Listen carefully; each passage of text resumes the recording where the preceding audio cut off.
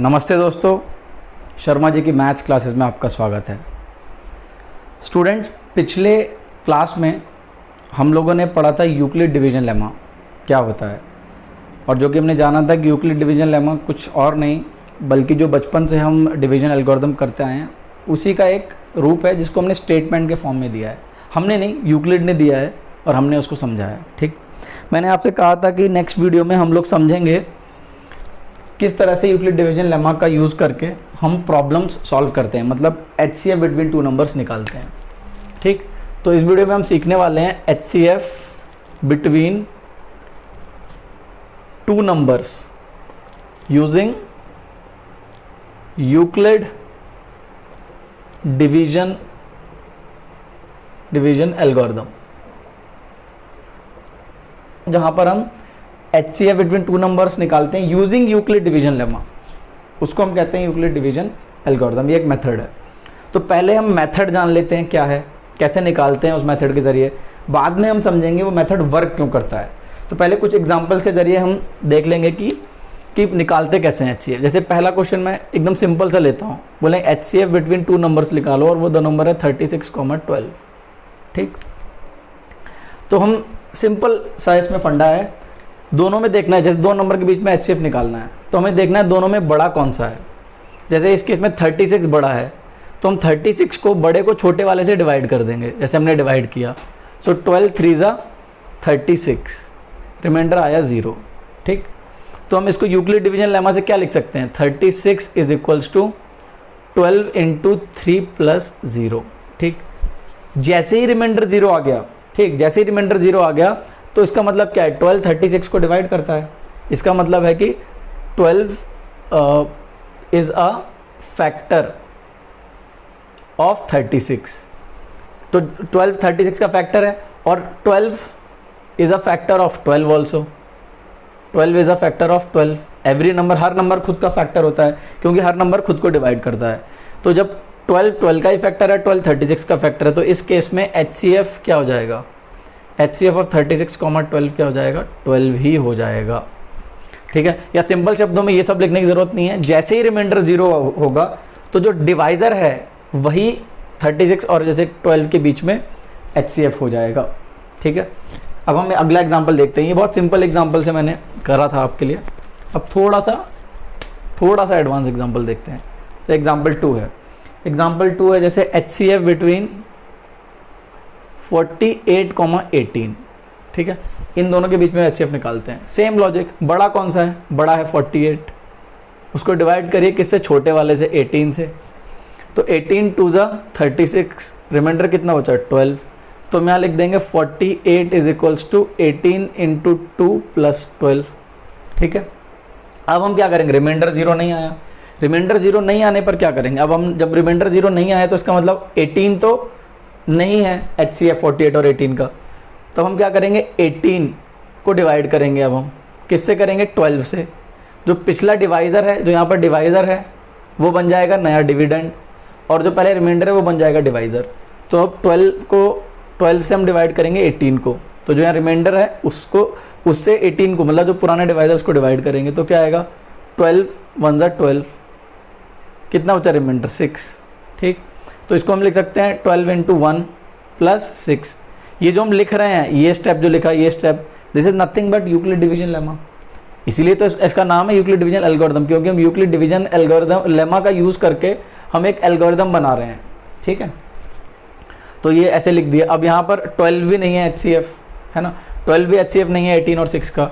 तो अब क्या करेंगे, अब फिर से वही प्रोसेस रिपीट करेंगे। अब ये जो अब जो डिवाइज़र है वो 12 था और रिमाइंडर है 6 है। तो अब हम क्या करेंगे, जो डिवाइज़र है पुराना, अब वो नया डिविडेंड बन जाएगा और रिमाइंडर जो है वो डिवाइज़र बन जाएगा। तो डिवाइड करेंगे 6 2 12 और रिमाइंडर आ गया 0।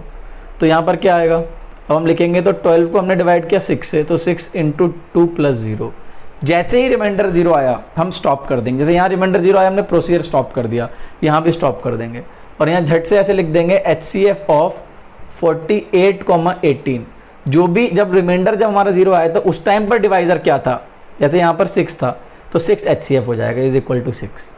ठीक है दोस्तों, उम्मीद है ये समझ में आया होगा। एक और एग्जांपल लेंगे, अगला एग्जांपल है थर्ड एग्जांपल।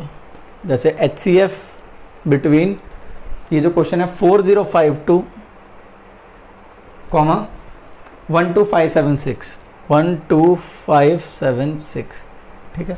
ये जो क्वेश्चन है ये थोड़ा सा बड़ा क्वेश्चन है, थोड़ा लेंदी मेथड है, और इसको अब हम करते हैं अच्छे से। तो अब हम यहाँ लिखते हैं 12576, ये बड़ा नंबर है, तो बड़े वाले को हमने डिवाइड किया छोटे वाले से 4052, ठीक। जब हम डिवाइड करेंगे तो क्या होगा, 4052 इससे नहीं जाएगा, तो क्या होगा 4052 इंटू, अगर हम करेंगे मान लीजिए 3, सो 3 2 ज़ा 6, 3 5 ज़ा 15, 3 4 ज़ा 12, 1 2 3 4 5, 1 2 3 4 5, हाँ 3 से जा रहा है, 3 टाइम्स करने से 1 2 1 5 6, रिमाइंडर कितना है 0 2 4, या सब्ट्रैक्ट करते हैं ना, 420 आया रिमाइंडर। जब रिमाइंडर 420 आया तो हम यहाँ क्या लिख सकते हैं, 4 बड़ा नंबर क्या है 12576, इसको हम लिख सकते हैं 4052 इंटू 3 प्लस 420, ठीक। ये थोड़ा सा इसमें घिचपिच हो गया है तो मैं इधर लिख देता हूँ इसको। पहला जो स्टेप है वो स्टेप 1, ये हमने डिवाइड किया 12576 को 4052 से, तो इसको यूक्लिड डिवीजन लेमा की मदद से हम लिख रहे हैं 4052, that is dividend equal to divisor into quotient, that is 3 into 3 plus remainder is 420। और अभी हमने देखा था क्या स्टेप है, अगले स्टेप में अब जो पुराना जो डिवाइजर है वो नया डिविडेंड बन जाएगा और पुराना जो रिमाइंडर है वो नया डिवाइजर हो जाएगा।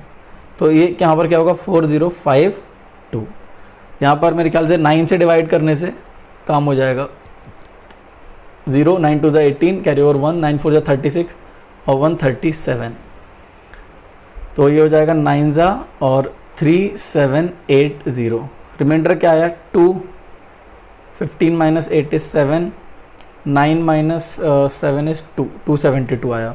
तो यहाँ पर जो स्टेप 2 रहेगा है ना, स्टेप 2 हमने क्या किया, अब हमने 4052 को डिवाइड किया, किससे डिवाइड किया 420 से, तो पुराने डिवाइज़र को पुराने रिमाइंडर से डिवाइड कर दिया, तो वो आया 420 इंटू 9 प्लस 272, 272 आ गया ये।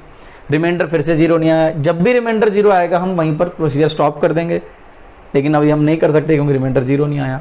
अब हम क्या करेंगे 420 को 272, जो पुराना जो डिवाइज़र है वो नया डिविडेंड बन जाएगा और जो रिमाइंडर है वो डिवाइज़र बन जाएगा। तो 1 ज़ा 272, क्या बचेगा इधर 8, और ये क्या आएगा इधर 11 माइनस 7 इज 4 और इधर 148, ठीक। तो अब यहाँ स्टेप 3 हमने क्या किया, जो पुराना जो डिवाइज़र था वो डिविडेंड बन गया, 420 को डिवाइड किया 272 से इंटू 1 प्लस 148, रिमाइंडर आ गया। रिमाइंडर फिर से 0 नहीं आया है ना, रिमाइंडर 0 आ ही नहीं रहा, जब तक नहीं आएगा ये प्रोसेस हम करते रहेंगे। तो अगले स्टेप में क्या होगा 148 से हम डिवाइड करेंगे 272 को, तो यहाँ पर 272 लिखेंगे। जब ये डिवाइड करेंगे मैं इसको यहाँ लिख देता हूँ, 148 को 8 से डिवाइड करेंगे हम 272 को, ठीक है। 148 1 ज़ा 148 ही रहेगा यहाँ पर, 12 माइनस 8 इज़ 4, 6 माइनस 4 इज़ 2 है ना, और 124, फिर से रिमाइंडर 0 नहीं आया। तो स्टेप 4 में हम क्या करेंगे 272 को ऐसे लिखेंगे, 148 से डिवाइड किया तो 148 इंटू 1 प्लस 124। रिमाइंडर जब तक 0 नहीं आएगा हमें करते रहना है, रिमाइंडर 0 नहीं आया तो फिर से वही प्रोसीजर, रिमाइंडर से डिवाइड करेंगे पुराने डिवाइज़र को, तो फिर से 1 आ जाएगा 124, क्या बचेगा इधर 24 बचेगा। तो अब हमने स्टेप 5 क्या है, स्टेप 5 में हम 148 को करेंगे 124 से डिवाइड, तो बचेगा इंटू 1 प्लस 24, ठीक है। ये स्टेप 5 है। अब फिर से रिमाइंडर 0 नहीं है तो फिर पुराने डिवाइज़र क्या है 124, वो उसको डिवाइड करेंगे, वो डिविडेंड बन जाएगा 24 से, 24 5 ज़ा इज 120, तो क्या बचेगा 4 आ जाएगा इधर, ठीक। तो अब हम डिवाइड करेंगे, मैं स्टेप 6 है ये, अब वो लिखता नहीं, कोई जगह नहीं बची है वरना। तो अब मैं डिवाइड करूँगा 124 को, सॉरी हाँ 124 को डिवाइड करूँगा 24 से, तो क्या हो जाएगा 24 इंटू 5 दैट इज़ 120 प्लस 4, ये आ गया। अब 4 है, अभी भी रिमाइंडर 0 नहीं आया, तो अब हम 4 से डिवाइड करेंगे, जो पिछला वाला हुआ है वो है 24, तो 4 6 होता है 24, रिमाइंडर आ गया 0। हाँ, अब जाकर जान में जान आई। तो हमें 5th step, 6th step, 7th step में जाकर के रिमाइंडर 0 आया। तो यहाँ पर क्या करेंगे हम, 24 को जब हमने डिवाइड किया 4 से, तो हमें आया 4 × 6 + 0। तो जो यहाँ पर जो रिमाइंडर था वो डिवाइज़र बन गया। तो जो लास्ट डिवाइज़र आया हमारा, लास्ट डिवाइज़र क्या है, 4 है। तो हम यहाँ लिख देंगे HCF between 12576,4052 is equal to 4। HCF हो जाएगा 4। अब आपके दिमाग में दोस्तों चल रहा होगा कि ये हमने इसके जैसे बड़े नंबर को छोटे से डिवाइड करते चले गए, और जब रिमाइंडर 0 है तो लास्ट डिवाइज़र जो है वो हमारा HCF हो गया। HCF किसका हो गया, ऊपर वाले का, इन दोनों का HCF हो गया। वो कैसे हुआ, क्यों हमने कह दिया कि ये HCF हो गया, मतलब ये जो वर्किंग रूल है ये क्यों काम करता है, मतलब क्यों हमें इस प्रोसीजर से हमको HCF मिल जा रहा है यूक्लिड डिवीजन एल्गोरिथम से, तो उसको हम जानेंगे दोस्तों अगले वीडियो में। ये जो मैंने कराया यहाँ पर, ये क्वेश्चन सॉल्विंग है, इसमें क्यों होता है, किस लिए होता है, क्यों ये वर्क कर रहा है, ये सब समझ में नहीं आएगा, लेकिन एग्जाम में जब आपसे पूछेगा तो आपको यही करना है। मतलब आपको ये जैसे 4818 का पूछा, ये स्टेप किए, जब रिमाइंडर 0 आया तो जो पुराना डिवाइज़र है वो लिख दिया HCF है इन दोनों के बीच का। यहाँ पर ऐसा क्वेश्चन आया तो आप ये करते चले गए, जो प्रोसेस हमने किया 7 स्टेप्स में, रिमाइंडर 0 आया तो लास्ट डिवाइज़र है वो आपने लिख दिया, वो है HCF किसका, 4052 और 1256 का। ठीक है, यहाँ तक दोस्तों उम्मीद है आपको समझ में आया होगा। अगले वीडियो में हम लोग ये जानेंगे कि ये जो है इसका वर्किंग रूल ये कैसे काम करता है, मतलब कैसे ये HCF निकाल करके दे रहा है। ठीक है, उम्मीद है दोस्तों आपको एग्जाम्पल्स अच्छे से समझ में आए होंगे। अगर अच्छा लगा है दोस्तों आपको ये वीडियो, तो आप चैनल को लाइक और सब्सक्राइब जरूर करें। थैंक यू दोस्तों।